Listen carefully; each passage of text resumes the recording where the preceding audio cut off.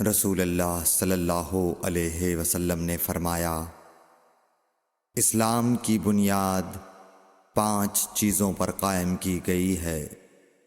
اول، گواہی دینا کہ اللہ کے سوا کوئی معبود نہیں اور بے شک حضرت محمد صلی اللہ علیہ وسلم اللہ کے سچے رسول ہیں، اور نماز قائم کرنا اور زکوٰۃ ادا کرنا اور حج کرنا اور رمضان کے روزے رکھنا۔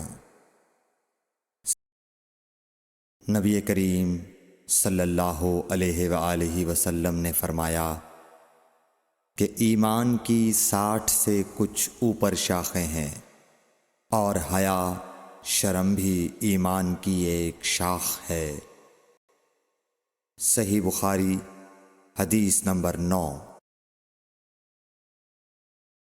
حضرت محمد مصطفیٰ صلی اللہ علیہ وآلہ وسلم نے فرمایا، مسلمان وہ ہے جس کی زبان اور ہاتھ سے مسلمان بچے رہیں، اور مہاجر وہ ہے جو ان کاموں کو چھوڑ دے جن سے اللہ نے منع فرمایا۔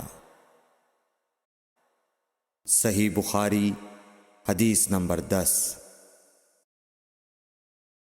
لوگوں نے پوچھا، یا رسول اللہ، کون سا اسلام افضل ہے؟ تو نبی صلی اللہ علیہ وسلم نے فرمایا، وہ جس کے ماننے والے مسلمانوں کی زبان اور ہاتھ سے سارے مسلمان سلامتی میں رہیں۔ صحیح بخاری حدیث نمبر 11۔ ایک دن ایک آدمی نے حضرت صلی اللہ علیہ وسلم سے پوچھا کہ کون سا اسلام بہتر ہے؟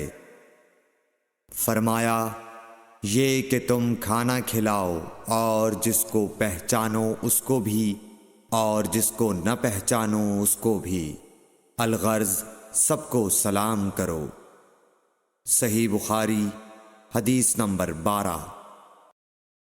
حضور اکرم صلی اللہ علیہ وآلہ وسلم نے فرمایا، تم میں سے کوئی شخص ایماندار نہ ہوگا جب تک اپنے بھائی کے لیے وہ نہ چاہے جو اپنے نفس کے لیے چاہتا ہے۔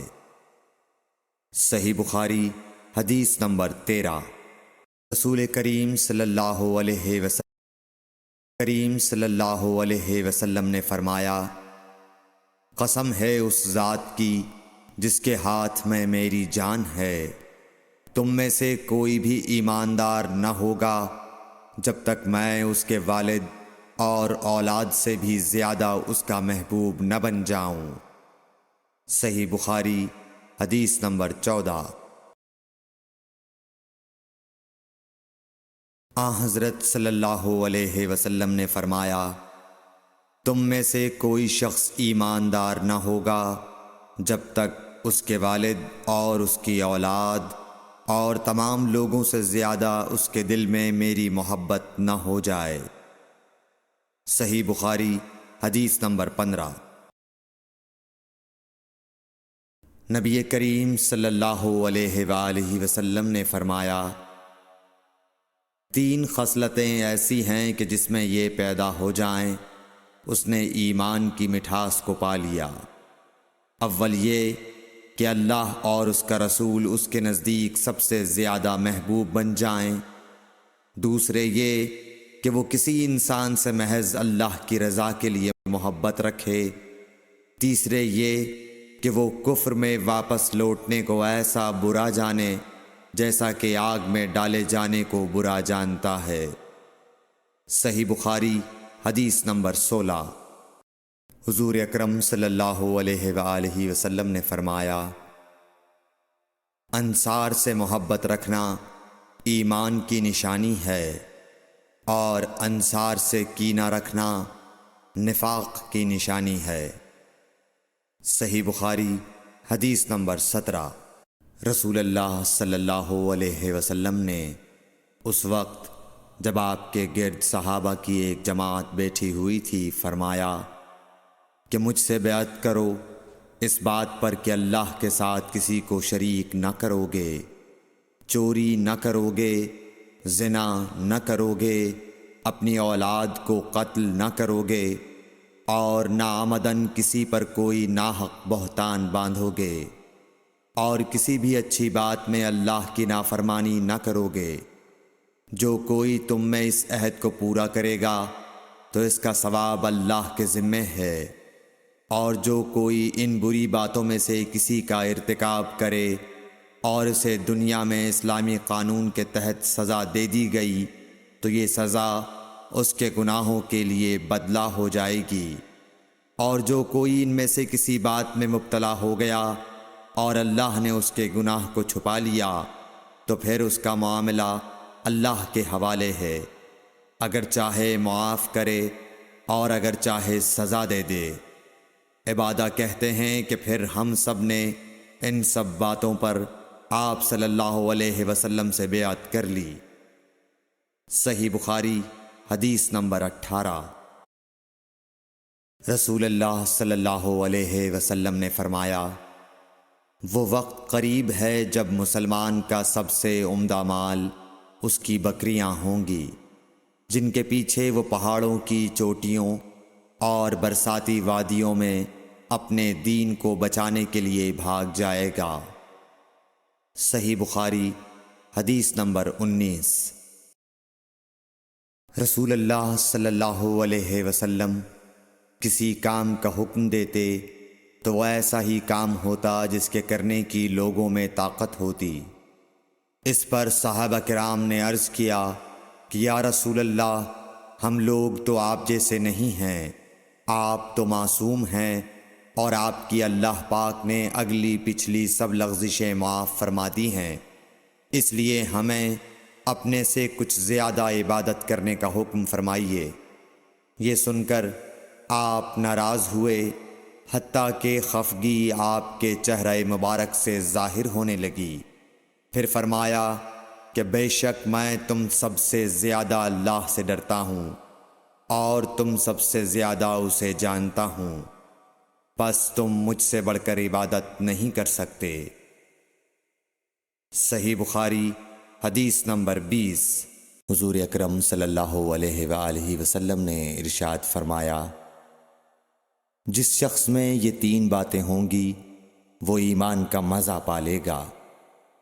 ایک یہ کہ وہ شخص جسے اللہ اور اس کا رسول ان کے ماں سوا سے زیادہ عزیز ہوں، اور دوسرے یہ کہ جو کسی بندے سے محض اللہ ہی کے لیے محبت کرے، اور تیسری بات یہ کہ جسے اللہ نے کفر سے نجات دی ہو پھر دوبارہ کفر اختیار کرنے کو وہ ایسا برا سمجھے جیسا آگ میں گر جانے کو برا جانتا ہے۔ صحیح بخاری حدیث نمبر 21۔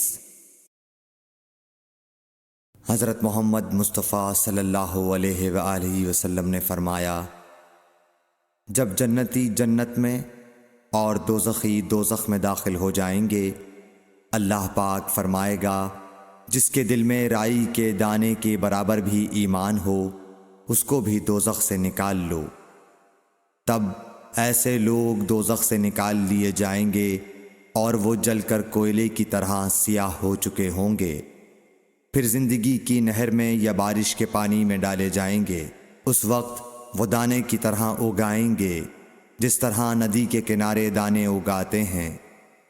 کیا تم نے نہیں دیکھا کہ دانہ زردی مائل پیچ در پیچ نکلتا ہے؟ حدیث نمبر 22۔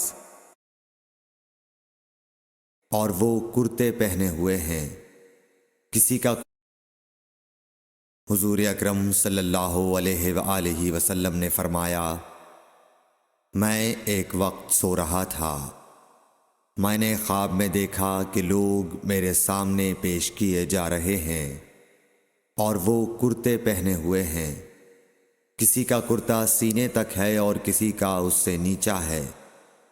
پھر میرے سامنے عمر بن خطاب لائے گئے، ان کے بدن پر جو کرتا تھا اسے وہ گھسیٹ رہے تھے، یعنی ان کا کرتا زمین تک نیچا تھا۔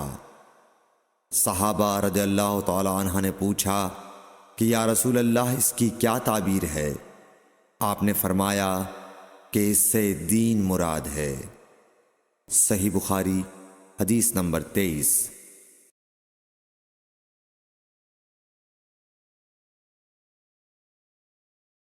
ایک مرتبہ رسول کریم صلی اللہ علیہ وسلم ایک انصاری شخص کے پاس سے گزرے، اس حال میں کہ وہ اپنے ایک بھائی سے کہہ رہے تھے کہ تم اتنی شرم کیوں کرتے ہو؟ آپ نے اس انصاری سے فرمایا کہ اس کو اس کے حال پر رہنے دو، کیونکہ حیا بھی ایمان ہی کا ایک حصہ ہے۔ صحیح بخاری حدیث نمبر 24۔ رسول اللہ صلی اللہ علیہ وسلم نے فرمایا، مجھے اللہ کی طرف سے حکم دیا گیا ہے کہ لوگوں سے جنگ کروں اس وقت تک کہ وہ اس بات کا اقرار کر لیں کہ اللہ کے سوا کوئی معبود نہیں ہے، اور یہ کہ محمد صلی اللہ علیہ وسلم اللہ کے سچے رسول ہیں، اور نماز ادا کرنے لگیں اور زکوٰۃ دیں۔ جس وقت وہ یہ کرنے لگیں گے تو مجھ سے اپنے جان و مال کو محفوظ کر لیں گے، سوائے اسلام کے حق کے۔ رہا ان کے دل کا حال تو ان کا حساب اللہ کے ذمہ ہے۔ صحیح بخاری حدیث نمبر 25۔